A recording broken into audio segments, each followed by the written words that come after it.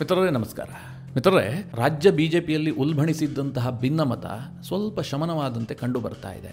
ಯತ್ನಾಳ್ ಸ್ವಲ್ಪ ತಂಡ ಕೂಲ್ ಆಗಿದ್ದಾರೆ. ಒಂದು ಹಂತದಲ್ಲಿ ಭಿನ್ನಮತ, ನಂತರ ಅದು ಬೀದಿ ಜಗಳ, ಬೀದಿ ಕಾಳಗವಾಗಿ ಮಾರ್ಪಟ್ಟಿತ್ತು. ಎರಡೂ ಬಣದ ನಾಯಕರು ಮನಸ್ಸಿಗೆ ಬಂದಂತೆ ಹೇಳಿಕೆಯನ್ನು ಕೊಡ್ತಾ ಇದ್ರು. ಶಿಸ್ತಿನ ಪಕ್ಷದಲ್ಲಿ ಅಶಿಸ್ತು ತಾಂಡವವಾಡ್ತಾ ಇತ್ತು. ಆ ಹಂತಕ್ಕೆ ಹೋಗಿದ್ದಂತಹ ಬಿಜೆಪಿಯ ಬಣಜಗಳ ಇದ್ದಕ್ಕಿದ್ದಂತೆ ತಣ್ಣಗಾಗಿದೆ. ಕೇಂದ್ರ ಹೈಕಮಾಂಡ್ ಇದಕ್ಕೊಂದು ಸೂತ್ರವನ್ನು ಕೂಡ ರೆಡಿ ಮಾಡಿದೆ. ಇಲ್ಲಿ ಮಿತ್ರರೇ, ಯತ್ನಾಳ್ರನ್ನ ಉಚ್ಚಾಟನೆ ಮಾಡಲೇಬೇಕು ಅಂತ BY ವಿಜಯೇಂದ್ರ ಪಟ್ಟು ಹಿಡಿದು ಕೂತಿದ್ರು. ಅವರು ದೆಹಲಿಗೆ ಹೋಗಿ ಬಂದು ಏನೇನು ಕಂಪ್ಲೇಂಟ್ ಕೊಡಬೇಕು, ಯಾರ್ಯಾರಿಗೆ ಏನೇನು ಹೇಳಬೇಕು ಎಲ್ಲವನ್ನ ಮಾಡಿ ಬಂದಿದ್ರು. ಇದಾಗ್ತಿದ್ದ ಹಾಗೆ ಯತ್ನಾಳ್ಗೆ ನೋಟಿಸ್ ಕೂಡ ಬಂದಿತ್ತು. ಬಳಿಕ ಯತ್ನಾಳ್ ದೆಹಲಿಗೆ ಹೋದ್ರು, ಖುದ್ದು ಶಿಸ್ತು ಸಮಿತಿಯ ಮುಂದೆ ಹಾಜರಾದ್ರು, 6 ಪುಟಗಳ ವರದಿಯನ್ನ ಕೂಡ ಕೊಟ್ಟರು. ವಿಜಯೇಂದ್ರ ಮತ್ತೆ ಯಡಿಯೂರಪ್ಪ ಅವರ ಕುಟುಂಬದ ವಿರುದ್ಧ ದೂರು ಕೊಟ್ಟಿದ್ದಾರೆ. ಇದೆಲ್ಲ ಆಗ್ತಿದ್ದ ಹಾಗೆ ಯತ್ನಾಳ್ ಕಂಪ್ಲೀಟ್ ತಣ್ಣಗಾಗಿದ್ದಾರೆ. ಅವರೀಗ ಯಡಿಯೂರಪ್ಪನ ವಿರುದ್ಧವೂ ಮಾತನಾಡ್ತಿಲ್ಲ, ವಿಜಯೇಂದ್ರ ವಿರುದ್ಧ ಮಾತನಾಡ್ತಾ ಇಲ್ಲ, ಸ್ವಲ್ಪ ಸೈಲೆಂಟ್ ಆದಂತೆ ಕಂಡು ಬರ್ತಾ ಇದ್ದಾರೆ. ಹಾಗಾದ್ರೆ ಏನಾಯ್ತು? ಏನ್ ಸೂತ್ರವನ್ನ ಬಿಜೆಪಿ ಹೈಕಮಾಂಡ್ ರೆಡಿ ಮಾಡಿದೆ? ಯತ್ನಾಳ್ರ ವಿರುದ್ಧ ಏನು ಕ್ರಮ ಆಗೋದಿಲ್ವಾ? ಯತ್ನಾಳ್ರನ್ನ ನಿಜಕ್ಕೂ ಬಚಾವ್ ಮಾಡಿದ್ ಯಾರು? ಒಂದು ಟೀಮ್ ದೊಡ್ಡ ಮಟ್ಟದಲ್ಲಿ ಕೆಲಸ ಮಾಡಿದೆ. ಆ ಟೀಮ್ ವಿಜೇಂದ್ರ ಬಣದಲ್ಲೂ ಇಲ್ಲ, ಯತ್ನಾಳ್ ಬಣದಲ್ಲೂ ಇಲ್ಲ. ಅವರು ತಟಸ್ಥವಾಗಿದ್ದುಕೊಂಡು ಯತ್ನಾಳ್ರನ್ನ ಉಳಿಸುವಂತಹ ಕೆಲಸವನ್ನ ದೆಹಲಿಯಲ್ಲಿ ಒಂದು ಟೀಮ್ ಮಾಡಿದೆ. ಆ ಟೀಮ್ ಯಾವುದು? ಯಾಕೋಸ್ಕರವಾಗಿ ಯತ್ನಾಳ್ರ ಮೇಲೆ ಕ್ರಮ ಆಗದಂತೆ ಆ ಟೀಮ್ ತಡೆದಿದೆ? ಇದೆಲ್ಲದನ್ನ ಈ ವಿಡಿಯೋದಲ್ಲಿ ಬಹಳ ಡೀಟೇಲ್ ಆಗಿ ನಿಮಗೆ ತಿಳಿಸ್ಕೊಡ್ತೀನಿ. ತುಂಬಾ ಇಂಪಾರ್ಟೆಂಟ್ ವಿಚಾರ. ಬಿಜೆಪಿಯಲ್ಲಿ ಏನೇನಾಯ್ತು, ಮುಂದೇನಾಗುತ್ತೆ, ಇದೆಲ್ಲದರ ಬಗ್ಗೆಯೂ ಮಾಹಿತಿ ಕೊಡ್ತೀನಿ. ನೀವು ಈ ವಿಡಿಯೋನ ಕೊನೆವರೆಗೂ ಮಿಸ್ ಮಾಡದೆ ನೋಡಿ. ಯತ್ನಾಳ್ ಮತ್ತು ವಿಜೇಂದ್ರ ನಡುವೆ ಏನು ಸಂಘರ್ಷ ಉಂಟಾಗಿತ್ತು, ಇಡೀ ಬಿಜೆಪಿಯ ನಾಯಕರು ದಿಗ್ಭ್ರಾಂತರಾಗ್ಬಿಟ್ಟಿದ್ರು. ಕೆಲವರು ಯತ್ನಾಳ್ ಟೀಮ್ ನಲ್ಲಿ ಗುರುತಿಸಿಕೊಂಡಿದ್ರು, ಇನ್ ಕೆಲವರು ವಿಜೇಂದ್ರ ಟೀಮ್ ನಲ್ಲಿ ಗುರುತಿಸಿಕೊಂಡಿದ್ರು. ಆದ್ರೆ ಇದು ಎರಡೂ ಟೀಮ್ ನಲ್ಲಿ ಇಲ್ಲದೆ ಬಿಜೆಪಿಯ ಪಕ್ಷಕ್ಕೋಸ್ಕರವಾಗಿ ನಿರಂತರವಾಗಿ ದುಡಿತಿದ್ದಂತಹ ಕೆಲ ಕಾರ್ಯಕರ್ತರಿರಬಹುದು, ಕೆಲ ಮುಖಂಡರಿರಬಹುದು, ಬಹಳ ಆಘಾತಕ್ಕೊಳಗಾಗಿದ್ರು. ಅದಕ್ಕೆ CT ರವಿ ಒಂದು ಮಾತು ಹೇಳಿದ್ದು, ದೋಣಿಯಲ್ಲಿ ಕೂತ್ಕೊಂಡು ಯಾರೇ ತೂತು ಕೊರೆದ್ರೂ ಕೂಡ ಇಡೀ ದೋಣಿ ಮುಳುಗುತ್ತೆ ಅಂತ. ಅದು ಅಕ್ಷರಶಃ ಸತ್ಯ. ಬಿಜೆಪಿಯಲ್ಲಿ ಆಗ್ತಿದ್ದಿದೆ ಅದು. ಯತ್ನಾಳ್ ಆದ್ರೂ ತೂತು ಕೊರಿಲಿ, ವಿಜೇಂದ್ರ ಆದ್ರೂ ತೂತು ಕೊರಿಲಿ, ದೋಣಿ ಮುಳುಗೋದು ಬಿಜೆಪಿಯದ್ದೇ ತಾನೆ. ಇದನ್ನ ಬಹುತೇಕರು ವಿರೋಧಿಸ್ತಾ ಇದ್ರು. ಅಂತಿಮವಾಗಿ ಹೈಕಮಾಂಡ್ ತಟಸ್ಥ ನಾಯಕರ ನಿಲುವಿಗೆ ಮಣೆ ಹಾಕಿದೆ.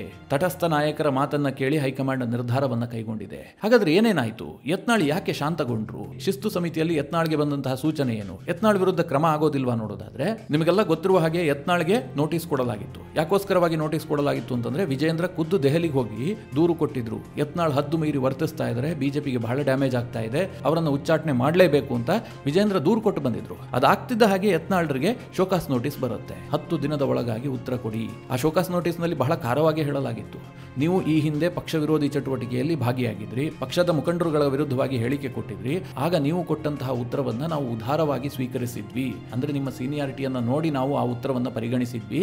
ಈ ಬಾರಿ ಹಾಗಾಗೋದಿಲ್ಲ, ಹೀಗಂತಹ ನೋಟಿಸ್ ನಲ್ಲಿ ಖಾರವಾಗಿ ಹೇಳಲಾಗಿತ್ತು.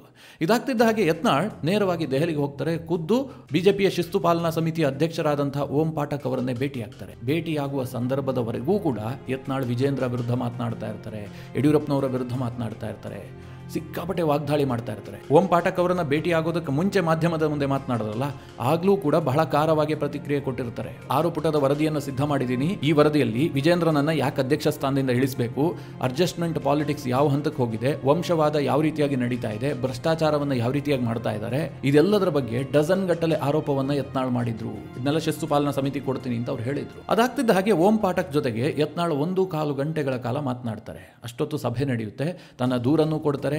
ಓಂ ಪಾಠಕ್ ಕೂಡ ಕೆಲವೊಂದಷ್ಟು ಸಲಹೆಯನ್ನ ಕೊಡ್ತಾರೆ. ಇದಾಗಿ ಯತ್ನಾಳ್ ಹೊರಗೆ ಬಂದ್ರಲ್ಲ, ತಕ್ಷಣ ಯತ್ನಾಳ್ ಕಂಪ್ಲೀಟ್ ಆಗಿ ಕೂಲ್ ಆಗಿದ್ರು. ಅವ್ರು ಮಾತನಾಡುವಂತಹ ರೀತಿಯೇ ಬೇರೆ ಆಗಿತ್ತು. ಅವರ ಬಾಡಿ ಲ್ಯಾಂಗ್ವೇಜ್ ಕಂಪ್ಲೀಟ್ ಆಗಿ ಡಿಫರೆಂಟ್ ಆಗಿತ್ತು. ಅಷ್ಟಕ್ಕೂ ಏನಾಯ್ತು ಕೇಳಿದ್ರೆ, ಮುಖ್ಯವಾಗಿ ಯತ್ನಾಳ್ ಅವರಿಗೆ ಹೈಕಮಾಂಡ್ ನಿಂದ ಒಂದು ಸೂಚನೆ ಬಂದಿದೆ. ನೀವು ಬಾಯಿಗೆ ಬೀಗ ಹಾಕೊಂಡಿರಬೇಕು, ನೀವು ಬಹಿರಂಗವಾಗಿ ಯಾವುದೇ ಹೇಳಿಕೆಯನ್ನು ಕೊಡಬಾರದು, ನಿಮ್ಮ ಏನೇ ಅಸಮಾಧಾನ ಇದ್ರೂ ಕೂಡ ಪಕ್ಷದ ವೇದಿಕೆಯಲ್ಲೇ ಚರ್ಚೆ ಆಗಬೇಕು, ಬಹಿರಂಗವಾಗಿ ಯಾವುದೇ ನಾಯಕರ ವಿರುದ್ಧ ಮಾತನಾಡಬಾರದು ಅಂತ ಕಟ್ಟಪ್ಪಣೆಯನ್ನ ಮಾಡಿದ್ದಾರೆ. ಇನ್ನು ಮಿತ್ರರು, ಈ ಸಭೆಯಲ್ಲಿ ಯತ್ನಾಳ್ ಕೂಡ ಏನು ಸುಮ್ಮನೆ ಕೂತಿಲ್ಲ.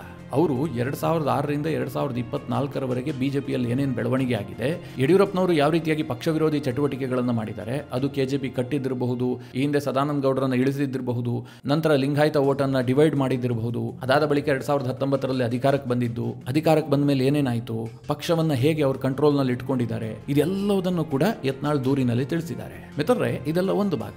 ಇನ್ನೊಂದು ಕಡೆಯಲ್ಲಿ ಯತ್ನಾಳ್ ಈ ಹಿಂದೆ ಏನು ಪಕ್ಷ ವಿರೋಧಿ ಚಟುವಟಿಕೆಗಳನ್ನು ಮಾಡಿದ್ರು, ಪಕ್ಷದ ನಾಯಕರ ವಿರುದ್ಧವೇ ಹೇಳಿಕೆ ಕೊಟ್ಟಿದ್ರು, ಇದೆಲ್ಲವುದನ್ನು ಬಿಜೆಪಿ ಹೈಕಮಾಂಡ್ ಹೈಕಮಾಂಡ್ ಕ್ಷಮಿಸಿದ್ಯಾಕೆ, ಅವರನ್ನು ಉಚ್ಚಾಟನೆ ಮಾಡೋದಿಲ್ವಾ ಕೇಳಿದ್ರೆ, ಒಂದು ಟೀಮ್ ದೆಹಲಿಯಲ್ಲಿ ಬಹಳ ಕೆಲಸ ಮಾಡಿದೆ. ಅದು ಯಾವುದು ಕೇಳಿದ್ರೆ ಬಿಜೆಪಿಯಲ್ಲಿ ತಟಸ್ಥವಾಗಿರುವಂತಹ ಟೀಮ್. ಅವರು ಯತ್ನಾಳ್ ಪರವಾಗೂ ಇಲ್ಲ, ವಿಜೇಂದ್ರ ಪರವಾಗೂ ಇಲ್ಲ.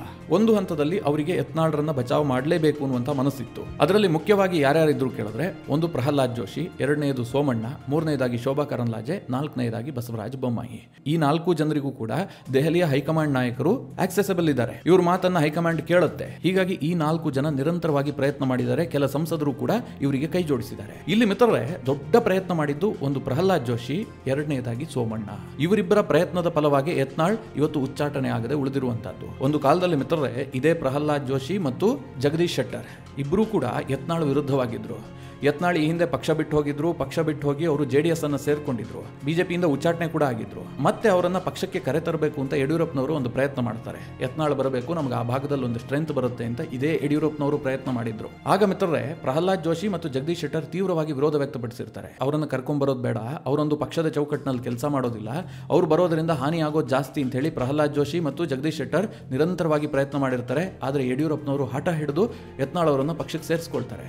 ಇವತ್ತು ಅದೇ ಯಡಿಯೂರಪ್ಪನವರಿಗೆ ಇದೇ ಯತ್ನಾಳ್ ಸಂಕಷ್ಟವನ್ನ ತಂದಿಟ್ಟಿರುವಂತಹದ್ದು. ಅದು ಬೇರೆ ಪ್ರಶ್ನೆ. ಹಿಂದೆ ಹೀಗಾಗಿತ್ತು. ಈಗ ಮಿತ್ರರೇ ಉಲ್ಟಾ ಆಗಿದೆ. ಈಗ ಪ್ರಹ್ಲಾದ್ ಜೋಶಿಗೆ ಏನು ಅನಿಸ್ತಾ ಇದೆ, ಯತ್ನಾಳ್ ಅವರನ್ನ ಉಳಿಸ್ಕೊಳ್ಬೇಕು. ಯತ್ನಾಳ್ ಅವರನ್ನ ಪಕ್ಷದಿಂದ ಉಚ್ಚಾಟನೆ ಮಾಡಿದ್ದೆ ಆದ್ರೆ ಪಕ್ಷದಲ್ಲಿ ಒಂದು ಸಂದಿಗ್ಧ ಪರಿಸ್ಥಿತಿ ಉಂಟಾಗುತ್ತೆ. ಯತ್ನಾಳ್ ತುಂಬಾ ಪಾಪ್ಯುಲರ್ ಇದ್ದಾರೆ. ಅವರೇನಾದ್ರೂ ಬೇರೆ ಪಕ್ಷ ಕಟ್ಟೋದಾಗಿರಬಹುದು, ಅಥವಾ ಒಂದ್ 4-6 ಜನ ಮಾಜಿ ಶಾಸಕರು, ಒಂದಿಬ್ರು ಬಿಜೆಪಿಯ ಶಾಸಕರು ಇವ್ರನ್ನೆಲ್ಲ ಕರ್ಕೊಂಡು ಹೋಗಿ ಹೊಸ ಪಕ್ಷ ಕಟ್ಟಿದ್ದೆ ಆದ್ರೆ ಬಿಜೆಪಿ ಡಿವೈಡ್ ಆಗಿ ಹೋಗುತ್ತೆ. ಯತ್ನಾಳ್ ಅವರಿಗೆ ಕೇವಲ ವಿಜಯಪುರದಲ್ಲಿ ಮಾತ್ರ ಬೆಂಬಲಿಗರಿಲ್ಲ, ರಾಜ್ಯಾದ್ಯಂತ ಅವರನ್ನ ಬೆಂಬಲಿಸುವಂತಹ ಒಂದು ದೊಡ್ಡ ಪಡೆ ಇದೆ. ಇದು ಬಿಜೆಪಿಯ ವೋಟ್ ಬ್ಯಾಂಕ್ ಅನ್ನ ಡಿಸ್ಟರ್ಬ್ ಮಾಡುತ್ತೆ ಅಂತ ಪ್ರಹ್ಲಾದ್ ಜೋಶಿಗೆ ಅನಿಸ್ತು. ಇದನ್ನ ಕೇಂದ್ರದ ಹೈಕಮಾಂಡ್ಗೆ ಅವರು ಕನ್ವೆ ಮಾಡಿದ್ರು. ಹೀಗಾಗಿ ಯತ್ನಾಳ್ಗೆ ಒಂದು ಸೂಚನೆ ಕೊಡಿ, ಅವರ ಬಾಯಿ ಮುಚ್ಚಿಸೋದಕ್ಕೆ ಏನೆಲ್ಲ ಬೇಕೋ ಎಲ್ಲದನ್ನ ಮಾಡಿ ಅಂತ ಹೇಳಿ ಮನವರಿಕೆ ಮಾಡಿಕೊಟ್ರು. ಅದೇ ಸಂದರ್ಭದಲ್ಲಿ ಸೋಮಣ್ಣ ಕೂಡ ದೊಡ್ಡ ಮಟ್ಟದಲ್ಲಿ ಪ್ರಯತ್ನ ಮಾಡಿದ್ದಾರೆ. ಸೋಮಣ್ಣ ಯಾಕೆ ಪ್ರಯತ್ನ ಮಾಡಿದ್ರು ಗೊತ್ತಾ? ಅವರಿಗೇನು ಯತ್ನಾಳ್ ಬಂದ್ಬಿಟ್ಟು ಬಿಜೆಪಿಯಲ್ಲಿ ದೊಡ್ಡ ಸ್ಥಾನಕ್ಕೆ ಹೋಗ್ಲಿ ಅಂತ ಸೋಮಣ್ಣಗೆ ಆಸೆ ಇಲ್ಲ. ಒಂದು ವೇಳೆ ಯತ್ನಾಳ್ ವಿರುದ್ಧ ಕ್ರಮ ಕೈಗೊಂಡಿದ್ದೆ ಆದ್ರೆ ವಿಜೇಂದ್ರ ಕೈ ಮೇಲಾಗುತ್ತೆ. ಇಡೀ ಪಕ್ಷ ವಿಜೇಂದ್ರ ಕಂಟ್ರೋಲ್ಗೆ ಹೋಗುತ್ತೆ. ಕರ್ನಾಟಕ ಬಿಜೆಪಿಯಿಂದಂದ್ರೆ ಏಕಮೇವಾದ್ವಿತೀಯನಾಗಿ ವಿಜೇಂದ್ರ ಸ್ಥಾಪಿತರಾಗ್ತಾರೆ. ಹೀಗಾಗಬಾರದು ಅನ್ನುವಂಥದ್ದು ಸೋಮಣ್ಣ ಅವರ ಬಯಕೆ. ನಿಮಗೆಲ್ಲ ಗೊತ್ತಿರಬಹುದು, ನಾನೇನು ಬಿಡಿಸಿ ಹೇಳಬೇಕಾಗಿಲ್ಲ. ಸೋಮಣ್ಣಗೂ ಮತ್ತು ಯಡಿಯೂರಪ್ಪನವರ ಕುಟುಂಬಕ್ಕೂ ದೊಡ್ಡ ಮಟ್ಟದ ಸಂಘರ್ಷ ಇದೆ. ಸೋಮಣ್ಣ ಒಂದು ಹಂತಕ್ಕೆ ಪಕ್ಷ ಬಿಟ್ಟು ಹೋಗ್ತಾರೆ, ಅವರು ಕಾಂಗ್ರೆಸ್ಗೆ ಹೋಗೇ ಬಿಟ್ಟರು ಅನ್ನುವಂಥ ವಾತಾವರಣ ಇತ್ತು. ಅಷ್ಟರ ಮಟ್ಟಿಗೆ ಅವರು ಯಡಿಯೂರಪ್ಪನವರನ್ನ ವಿರೋಧಿಸ್ತಾ ಇದ್ರು. ಆನಂತರ ವಿಜೇಂದ್ರ ಅಧ್ಯಕ್ಷರಾಗಿದ್ದು ಕೂಡ ಸೋಮಣ್ಣಗೆ ಇಷ್ಟ ಇರಲಿಲ್ಲ, ಅವರು ಮುನಿಸ್ಕೊಂಡು ಕೂತಿದ್ರು. ಆದರೆ ಕೇಂದ್ರ ಹೈಕಮಾಂಡ್ಗೆ ಸೋಮಣ್ಣ ಬಗ್ಗೆ ಒಂದು ಅನುಕಂಪ ಇತ್ತು. ಯಾಕೆಂದ್ರೆ ಅವರು ಗೋವಿಂದರಾಜನಗರದಲ್ಲಿ ಈಸಿಯಾಗಿ ಗೆದ್ದು ಬರ್ತಾ ಇದ್ರು. ಅವರಿಗೆ ಕ್ಷೇತ್ರವನ್ನ ಕೈತಪ್ಪಿಸಿ ಅವರನ್ನ ತೆಗೆದುಕೊಂಡು ಹೋಗಿ ವರುಣಾದಲ್ಲಿ ಸ್ಪರ್ಧೆ ಮಾಡೋದಕ್ಕೆ ಹೇಳಲಾಗುತ್ತೆ. ಇನ್ನೊಂದು ಕಡೆ ಚಾಮರಾಜನಗರದಲ್ಲಿ ಅವರು ಸ್ಪರ್ಧೆ ಮಾಡ್ತಾರೆ. ಎರಡೂ ಬಿಜೆಪಿಗೆ ಹೋಲ್ಡೇ ಇಲ್ಲದಂತಹ ಕ್ಷೇತ್ರದಲ್ಲಿ ಸೋಮಣ್ಣಗೆ ಟಿಕೆಟ್ ಕೊಟ್ಟು ಸೋಮಣ್ಣ ಸೋಲಿಗೆ ನಾವೇ ಕಾರಣರಾದ್ವಿ ಎನ್ನುವಂತಹ ಭಾವನೆ ಅಮಿತ್ ಶಾಗೂ ಕೂಡ ಬಂದಿತ್ತು. ಹೀಗಾಗಿ ಸೋಮಣ್ಣಗೆ ಜಾಗ ಕೊಡಲೇಬೇಕು ಅಂತ ತುಮಕೂರಿನಲ್ಲಿ ಟಿಕೆಟ್ ಕೊಡಲಾಯಿತು. ಸೋಮಣ್ಣ ಗೆದ್ದು ಬಂದು ಈಗ ಕೇಂದ್ರದಲ್ಲಿ ಮಂತ್ರಿಯಾಗಿದ್ದಾರೆ. ಈ ನಡುವೆ ಮಿತ್ರರೇ, ಸೋಮಣ್ಣಗೂ ಮತ್ತು ಯಡಿಯೂರಪ್ಪನವರ ಕುಟುಂಬಕ್ಕೂ ದೊಡ್ಡ ಮಟ್ಟದ ದ್ವೇಷ ಹಾಗೆ ಮುಂದುವರೆದಿದೆ. ಅದೇನು ಸರಿಯಾಗಿಲ್ಲ. ಈಗ ಒಂದು ವೇಳೆ ಯತ್ನಾಳ್ ವಿರುದ್ಧ ಕ್ರಮ ಕೈಗೊಂಡಿದ್ದೆ ಆದ್ರೆ ಇಡೀ ಪಕ್ಷ ಮತ್ತೆ ವಿಜೇಂದ್ರ ಕಂಟ್ರೋಲ್ಗೆ ಹೋಗುತ್ತೆ. ಸೋಮಣ್ಣಗೆ ಇದು ಹಿನ್ನಡೆ. ಲಿಂಗಾಯತ ಸಮುದಾಯದ ಪ್ರಶ್ನಾತೀತ ನಾಯಕನಾಗಿ ವಿಜೇಂದ್ರ ಹೊರಹೊಮ್ಮಿ ಬಿಡ್ತಾರೆ. ಇದಾಗೋದ್ ಬೇಡ ಅಂತ ಹೇಳಿ ಸೋಮಣ್ಣ ಒಂದು ರೀತಿಯಲ್ಲಿ ರಾಜಕೀಯ ಗೇಮ್ ಮಾಡ್ತಾರೆ. ದೆಹಲಿಯಲ್ಲಿ ಹೈಕಮಾಂಡ್ ನಾಯಕರ ಮುಂದೆ ಪದೇ ಪದೇ ಈ ವಿಚಾರವನ್ನು ಪ್ರಸ್ತಾಪ ಮಾಡ್ತಾರೆ. ಸುಧಾಕರ್, ಸೋಮಣ್ಣ, ಬೊಮ್ಮಾಯಿ 3 ಜನ JP ನಡ್ಡಾರನ್ನ ಭೇಟಿಯಾಗಿದ್ರು. JP ನಡ್ಡಾಗೆ ಈ ಬಗ್ಗೆ ಮನವರಿಕೆ ಮಾಡಿಕೊಟ್ಟಿದ್ದಾರೆ. ಅದಕ್ಕೂ ಮುಂಚೆ ಇವರೆಲ್ಲರೂ ಪ್ರಹ್ಲಾದ್ ಜೋಶಿ ನೇತೃತ್ವದಲ್ಲಿ ಅಮಿತ್ ಶಾ ಅವರನ್ನ ಕೂಡ ಭೇಟಿಯಾಗಿದ್ರು. ಯತ್ನಾಳ್ ಅವರ ವಿರುದ್ಧ ಉಗ್ರ ಕ್ರಮ ಬೇಡ ಅಂತ ಹೇಳಿ ಇವರು ಪ್ರತಿಪಾದಿಸಿದ್ರು. ಆಗ ಅಮಿತ್ ಶಾ ಹೇಳಿದ್ರಂತೆ, ಸರಿ, ಯತ್ನಾಳ್ ವಿರುದ್ಧ ಕ್ರಮ ಕೈಗೊಳ್ಳಬಾರದು ಅಂತಾದ್ರೆ ಅವರ ಬಾಯಿ ಬಂದ್ ಮಾಡುವಂತಹ ಕೆಲಸವನ್ನ ಯಾರು ಮಾಡ್ತೀರಿ? ಈ ಬಣ ರಾಜಕಾರಣವನ್ನು ಅಂತ್ಯ ಮಾಡುವಂತಹ ರೆಸ್ಪಾನ್ಸಿಬಿಲಿಟಿಯನ್ನು ಯಾರು ತೆಗೆದುಕೊಳ್ತೀರಿ? ಹೀಗಂತ ಪ್ರಶ್ನೆ ಕೇಳೋದ್ರಂತೆ. ಆಗ ಮಿತ್ರರೇ, ಸೋಮಣ್ಣ ಅದರ ನೇತೃತ್ವವನ್ನು ವಹಿಸಿದ್ರು. ಸೋಮಣ್ಣ ಸ್ವತಃ ಯತ್ನಾಳ್ ಟೀಮ್ ಜೊತೆಗೆ ನಿರಂತರವಾಗಿ ದೆಹಲಿಯಲ್ಲಿ ಸಂಪರ್ಕ ಮಾಡಿ ಮಾತನಾಡಿದ್ದಾರೆ. ಏನೇನ್ ಮಾಡಬೇಕು, ಮುಂದಿನ ನಡೆ ಏನಾಗಿರಬೇಕು ಎಲ್ಲವನ್ನ ಕೂಡ ಸೋಮಣ್ಣನೇ ಡೈರೆಕ್ಟ್ ಮಾಡಿದ್ದಾರೆ ಅಂತ ಹೇಳಲಾಗುತ್ತೆ. ಹೀಗಾಗಿ ಕೇಂದ್ರ ಹೈಕಮಾಂಡ್ ಕೂಡ ಯತ್ನಾಳ್ ವಿರುದ್ಧ ನಿರ್ದಾಕ್ಷಿಣ್ಯ ಕ್ರಮಕ್ಕೆ ಮುಂದಾಗಿಲ್ಲ. ಅಂದ್ರೆ ಉಚ್ಚಾಟನೆಯಂತಹ ಅತಿರೇಕದ ತೀರ್ಮಾನವನ್ನ ಕೇಂದ್ರ ಹೈಕಮಾಂಡ್ ಕೈಗೊಂಡಿಲ್ಲ. ಇದರ ಹಿಂದೆ ದೆಹಲಿಯಲ್ಲಿರುವಂತಹ ಬಿಜೆಪಿಯ ಕೆಲ ನಾಯಕರ ಪಾತ್ರ ಇದೆ ಅಂತ ಹೇಳಲಾಗುತ್ತೆ. ಈಗ ಪ್ರಶ್ನೆ ಬರುವಂತಹದ್ದಿಷ್ಟೇ, ಈಗ ಗೆದ್ದಿದ್ ಯಾರು? ಯತ್ನಾಳ್ ಟೀಮ್ ಜಯ ಗಳಿಸ್ತಾ ಅಥವಾ ವಿಜೇಂದ್ರ ಟೀಮ್ ಜಯ ಗಳಿಸ್ತಾ ಕೇಳಿದ್ರೆ ನನಗನ್ಸುತ್ತೆ ಮಿತ್ರರೇ, ಒಂದು ಹಂತದಲ್ಲಿ ಯತ್ನಾಳ್ ಕೈ ಮೇಲಾಗಿದೆ. ಯಾಕೆಂದ್ರೆ ವಿಜೇಂದ್ರ ಏನ್ ಪಟ್ಟು ಹಿಡಿದಿದ್ರು, ಶತಾಯಗತಾಯ ಯತ್ನಾಳ್ ಅವರನ್ನ ಹೊರ ಹಾಕಬೇಕು ಅಂತ. ಈ ಯಡಿಯೂರಪ್ಪನವರಿಗೆ ಏನ್ ಅನ್ಸುತ್ತೆ ಗೊತ್ತಾ? ಪಕ್ಷದಲ್ಲಿ ವಿಜೇಂದ್ರಗೆ ಸರಿಸಮವಾಗಿ ಯಾವುದೇ ನಾಯಕ ಬೆಳಿಬಾರದು ಅನ್ನುವಂತಹ ಮನಸ್ಸು ಯಡಿಯೂರಪ್ಪನವರಿಗಿದೆ. ಇದೆಲ್ಲ ರಾಜಕಾರಣ ಮಿತ್ರರೇ. ಇದನ್ನ ಸರಿ ಅಂತಲೂ ಹೇಳೋದಕ್ಕಾಗೋದಿಲ್ಲ, ತಪ್ಪು ಅಂತಲೂ ಹೇಳೋದಕ್ಕಾಗೋದಿಲ್ಲ. ರಾಜಕೀಯ ನಡೆಯುವಂತದ್ದೇ ಹೀಗೆ. ಈ ಹಿಂದೆ ಯಡಿಯೂರಪ್ಪನವರು ವಿಜೇಂದ್ರಗೆ ಸಮಕಾಲೀನವಾದಂತಹ ಯಾವುದೇ ನಾಯಕನಿಗೂ ಕೂಡ ಮಂತ್ರಿಗಿರಿ ಸಿಗದಂತೆ ನೋಡಿಕೊಂಡಿದ್ರು. ಅವರ ಸಂಪುಟದಲ್ಲಾಗಿರಬಹುದು ಅಥವಾ ಬೊಮ್ಮಾಯಿ ಸಂಪುಟದಲ್ಲಾಗಿರಬಹುದು ವಿಜೇಂದ್ರ ಸಮಕಾಲೀನ ನಾಯಕರನ್ನ ಸ್ವಲ್ಪ ಹಿಂದಕ್ಕೆ ತಳ್ಳುವಂತಹ ಕೆಲಸವನ್ನ ಯಡಿಯೂರಪ್ಪನವರು ಮಾಡಿದ್ರು. ನಾನು ಸಾಕಷ್ಟು ಉದಾಹರಣೆ ಕೊಡಬಹುದು, ಈಗೆಲ್ಲ ಅದ್ರ ಬಗ್ಗೆ ಚರ್ಚೆ ಮಾಡೋದಕ್ಕೆ ಹೋಗೋದಿಲ್ಲ. ಎರಡನೇದಾಗಿ ಮಿತ್ರರೇ, ಲಿಂಗಾಯತ ಸಮುದಾಯದ ಹಿಡಿತ ತಪ್ಪಬಾರದು ಅನ್ನುವಂಥದ್ದು ಯಡಿಯೂರಪ್ಪನವರಿಗೆ ಒಂದು ಪ್ರಬಲವಾದಂತಹ ಆಕಾಂಕ್ಷೆ ಇದೆ. ಸೋಮಣ್ಣ ಹೆಚ್ಚು ಬೆಳೆದಿದ್ದೆ ಆದ್ರೆ ಸೋಮಣ್ಣ ಕೂಡ ಲಿಂಗಾಯತ ನಾಯಕ ಆಗ್ತಾರೆ. ಇನ್ನೊಂದ್ ಕಡೆ ಬಸನಗೌಡ ಪಾಟೀಲ್ ಯತ್ನಾಳ್ ಇನ್ನಷ್ಟು ಫೇಮಸ್ ಆಗಿದ್ದೆ ಆದ್ರೆ ಅವರ ಹಿಂದೆಯೂ ಕೂಡ ಲಿಂಗಾಯತ ಸಮುದಾಯ ಇದೆ. ಇದಾಗಬಾರದು ಅನ್ನುವಂತ ಉದ್ದೇಶದಿಂದಲೇ ಇವರೆಲ್ಲರನ್ನು ಹಿಂದೆ ತಳ್ಳುವಂತಹ ಕೆಲಸವನ್ನ ಯಡಿಯೂರಪ್ಪನವರ ಕುಟುಂಬ ಮಾಡಿದೆ. ಇದನ್ನ ಯಡಿಯೂರಪ್ಪನವರ ಬೆಂಬಲಿಗರು ಒಪ್ಕೊಳ್ಳಬೇಕು. ಆದ್ರೆ ಈಗ ಪರಿಸ್ಥಿತಿ ಏನಾಗಿದೆ ಗೊತ್ತಾ, ಬಿಜೆಪಿಯಲ್ಲಿ ವಿಜೇಂದ್ರನೂ ಪಕ್ಷಕ್ಕೆ ಬೇಕು, ಸೋಮಣ್ಣನೂ ಪಕ್ಷಕ್ಕೆ ಬೇಕು, ಇನ್ನೊಂದು ಕಡೆ ಯತ್ನಾಳ್ ಕೂಡ ಪಕ್ಷಕ್ಕೆ ಬೇಕು. ಇದರಲ್ಲಿ ಯಾವುದೋ ಒಂದು ಟೀಮ್ ಅನ್ನ ಬಿಟ್ಟು ಪಕ್ಷ ಕಟ್ತೀನಿ ಅಂತಂದ್ರೆ ಸಾಧ್ಯ ಇಲ್ಲ. ರಾಜ್ಯ ಬಿಜೆಪಿಯ ಸ್ಥಿತಿ ಹೇಗೆ ಅಂತಂದ್ರೆ, ಇವರಿಗೆ RSS ಕಾರಣದಿಂದಾಗಿ ಒಂದು 40 ರಿಂದ 45 ಸೀಟ್ಗಳು ಬರ್ತವೆ. ಅದಕ್ಕೆ ಬಿಜೆಪಿ ಏನು ಶ್ರಮ ಪಡೋದು ಬೇಡ. ಒಂದಷ್ಟು ಕ್ಷೇತ್ರದಲ್ಲಿ RSS ನ ತುಂಬಾ ಪ್ರಭಾವ ಇದೆ. ಒಂದು 40 ರಿಂದ 45 ಕ್ಷೇತ್ರಗಳಲ್ಲಿ ಅವರು ಜಯ ತಂದು ಕೊಡ್ತಾರೆ. ಉಳಿದಂತಹ ಒಂದು 40 ಕ್ಷೇತ್ರಗಳು ಬಿಜೆಪಿಯ ಶ್ರಮದಿಂದಾಗಿ ಬರುತ್ತೆ. ಅದಕ್ಕೆ ಯಡಿಯೂರಪ್ಪನೂ ಬೇಕಾಗಿಲ್ಲ, ಸೋಮಣ್ಣನೂ ಬೇಕಾಗಿಲ್ಲ, ಯತ್ನಾಳ್ ಕೂಡ ಬೇಕಾಗಿಲ್ಲ. ಬಿಜೆಪಿಯ ನಾಯಕರೆಲ್ಲ ಒಂದಷ್ಟು ಸಣ್ಣ ಪ್ರಯತ್ನ ಮಾಡಿದ್ರೆ ಸಾಕು, ಒಂದು 40 ಸೀಟ್ಗಳು ಬರುತ್ತೆ. ಅಷ್ಟು ಹೋಲ್ಡ್ ಇದೆ ಬಿಜೆಪಿಗೆ. ಉಳಿದಂತೆ ಇವರು ಬಹುಮತವನ್ನು ಗಳಿಸಬೇಕಾದ್ರೆ ಇನ್ನೊಂದು 30-40 ಸೀಟ್ ಬೇಕಾಗುತ್ತೆ. ಅದನ್ನ ಗಳಿಸಬೇಕಾದ್ರೆ ಒಂದು ಪ್ರಬಲವಾದಂತಹ ನಾಯಕತ್ವ ಬೇಕು. ಆ ಸಂದರ್ಭದಲ್ಲಿ ಜಾತಿ ಬೇಕಾಗುತ್ತೆ, ನಾಯಕತ್ವ ಕೂಡ ಬೇಕಾಗುತ್ತೆ. ಹೀಗಾಗಿ ಪಕ್ಷಕ್ಕೆ ಯತ್ನಾಳ್ ಕೂಡ ಅವಶ್ಯಕ, ಸೋಮಣ್ಣ ಕೂಡ ಅವಶ್ಯಕ, ಯಡಿಯೂರಪ್ಪನವರು ಕೂಡ ಅವಶ್ಯಕ. ಇಲ್ಲಿ ಯಾವುದೋ ಒಂದು ಟೀಮ್ ಅನ್ನ ಕೈ ಬಿಡೋದಕ್ಕೆ ಬಿಜೆಪಿ ಹೈಕಮಾಂಡ್ ಸಿದ್ಧ ಇಲ್ಲ. ಇದಕ್ಕೋಸ್ಕರವಾಗಿ ಸದ್ಯಕ್ಕೆ ಯತ್ನಾಳ್ ಅವರನ್ನ ತಣ್ಣಗೆ ಮಾಡುವಂತಹ ಪ್ರಯತ್ನವನ್ನ ಬಿಜೆಪಿ ಹೈಕಮಾಂಡ್ ಮಾಡಿದೆ. ಇದು ಎಷ್ಟು ದಿನ ಮುಂದುವರಿಬಹುದು? ಓಂ ಪಾಠಕ್ ಅವರನ್ನ ಭೇಟಿಯಾಗಿ ಬಂದ ತಕ್ಷಣ ಯತ್ನಾಳ್ ತಣ್ಣಗಾದಂತೆ ಕಂಡು ಬಂದ್ರು. ಯಡಿಯೂರಪ್ಪ ವಿಜಯೇಂದ್ರ ಯಾರ ಬಗ್ಗೆನೂ ಮಾತನಾಡಿಲ್ಲ.